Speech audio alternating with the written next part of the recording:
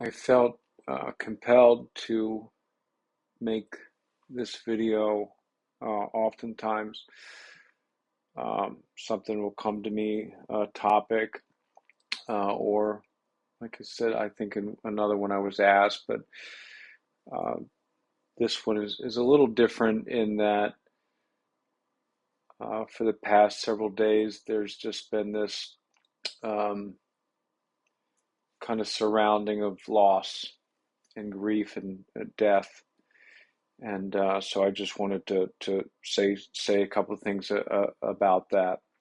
And as I've shared, it's one of my earliest issues that I dealt with.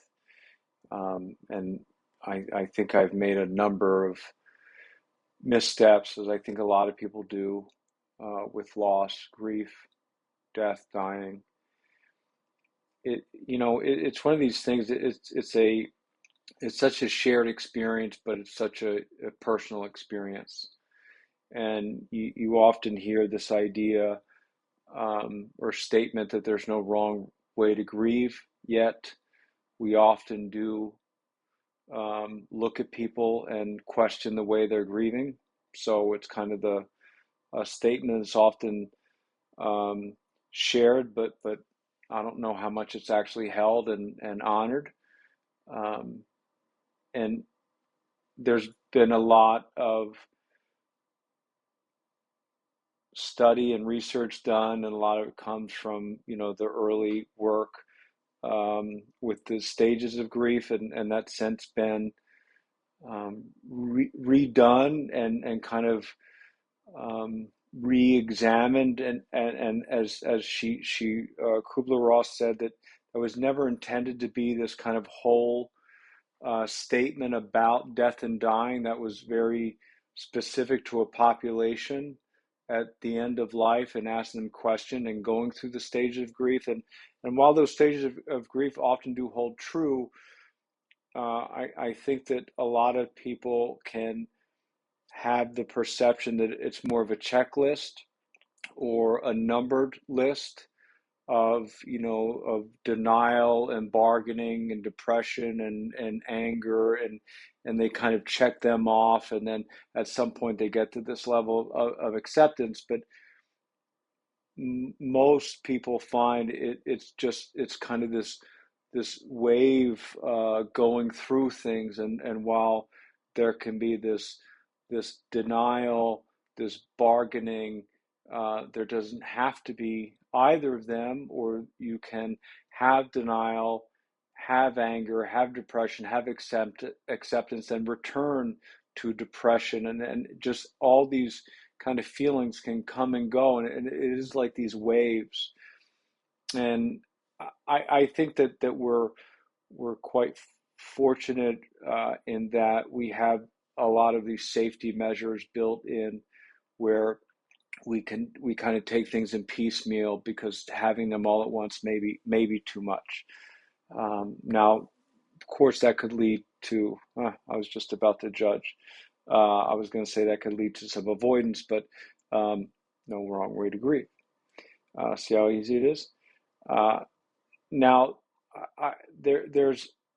there's some very common things that are typically said and done around death and dying that I think are common missteps. I've made them often. And one of the most common is that we tend to really want to relate to someone. And so we take someone's pain and their grief and their loss, and often in an attempt to let them know that we know how they feel, we will relate something about our loss and our grief and experience from our life.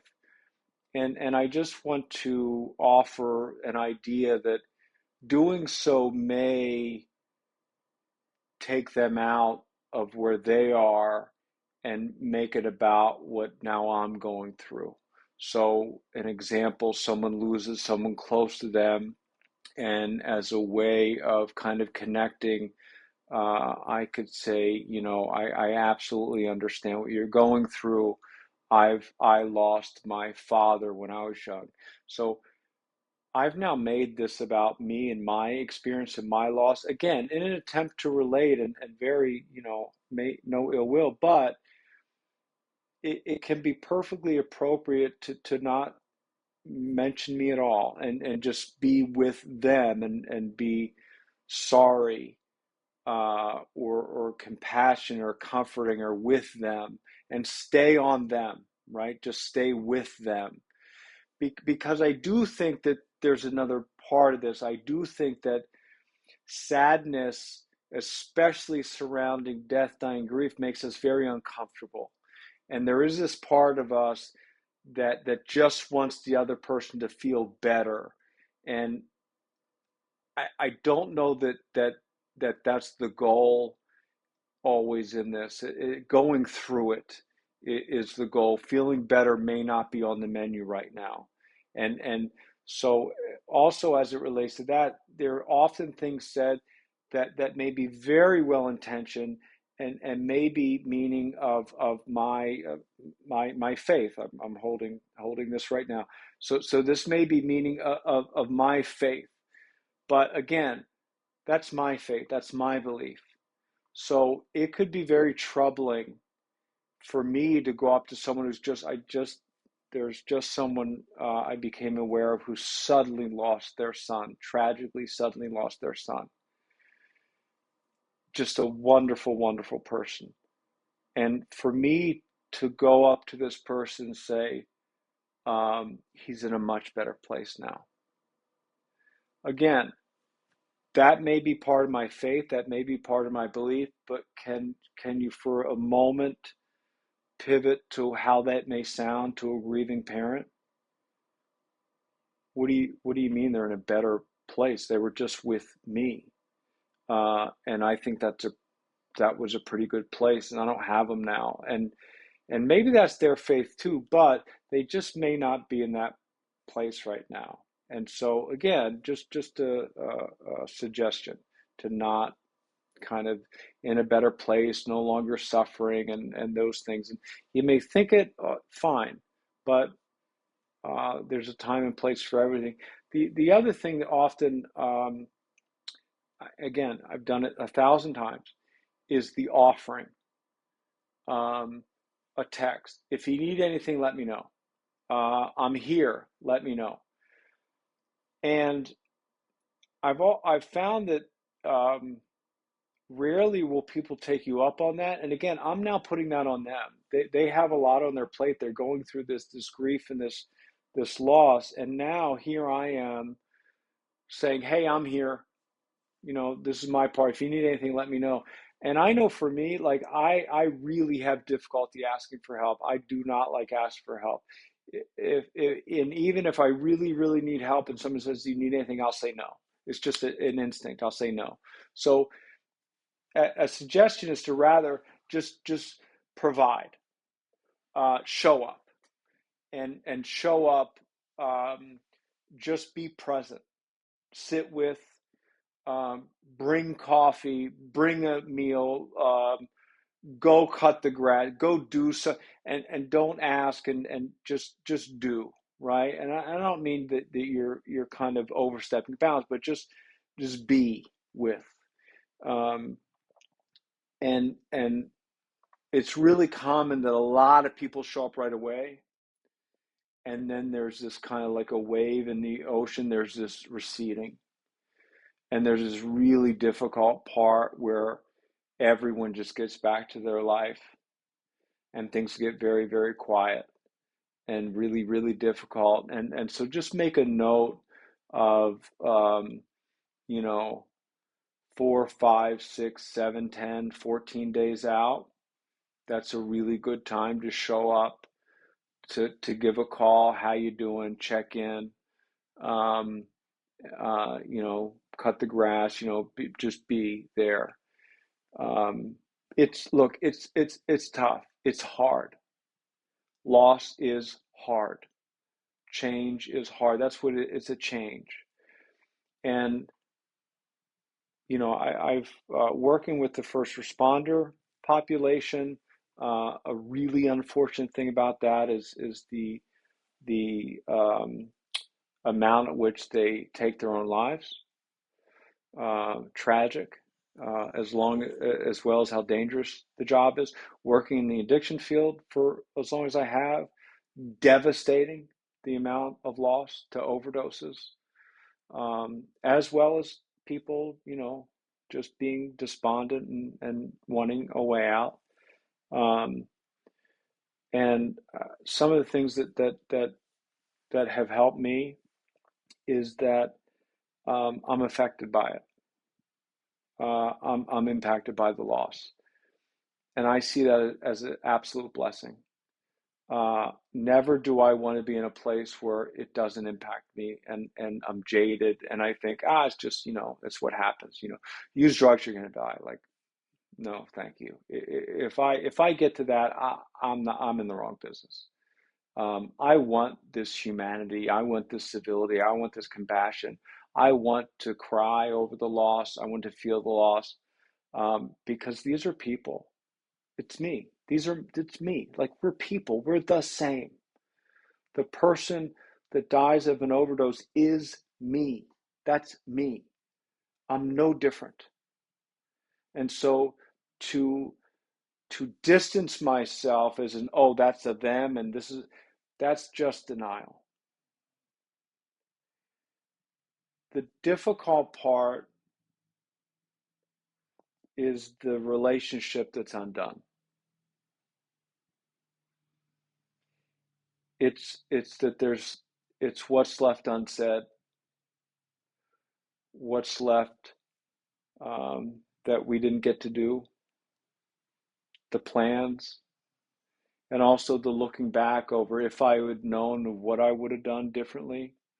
And so it just really changes that perspective of, wow, the time is over and there's things undone, there's things unsaid.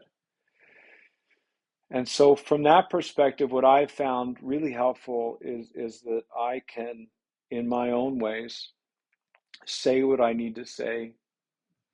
I can find ways to do what I want to do, um, differently. It changes. It changes. The relationship changes.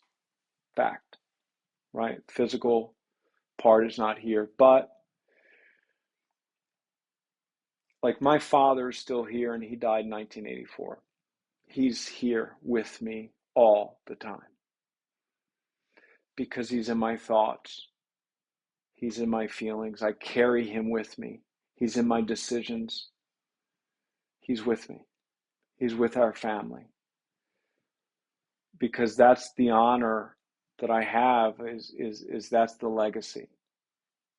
So there is a physical death, absolutely. And that's loss, that's painful, but there is a living that continues, in the emotion, in the consciousness, and I get to carry that on, and that's beautiful because I get to build that as I go, and it grows as I grow. So still painful, absolutely, but I just shift into this new relationship. Um, and The other thing is helps me is to, and it's unfortunate that it sometimes takes this, but it helps me to truly appreciate and live. We all have this one breath, and we're all on um, a death sentence, and it's terminal. This life is terminal. And so I have this breath. I don't know that I'm going to stand up. So to live fully, to be present, and to really put in the effort of the relationships that I have. And the other thing, one of the experiences I have is when my grandfather got sick. I was a bit younger, but old enough. Um, he got sick, and it was really, really sad. And I didn't go see him because I didn't want to see him that way. And I don't know if it came to me or someone told me about this idea that I buried him before he was gone. I grieved his death while he was still alive, and I regret that. And so to be with people that are here while they're here, no matter what, because the breath is life, and to honor that in me and in others, but also to acknowledge the fact that the loss is really hard, and it takes what it takes to get through it, and it's okay. Whatever you go through, it's okay. Go through it. Be sad. It hurts. Let it hurt. Cry. It, it's okay. Be quiet. Be loud. Be whatever you need to be. Write about it. Um, Go outside. Go into again. Whatever you need to do to get through and to live on and find purpose and meaning in both the life, the loss, the change, and this experience that we all get to have together. So, um, this is what it's all about, in my opinion.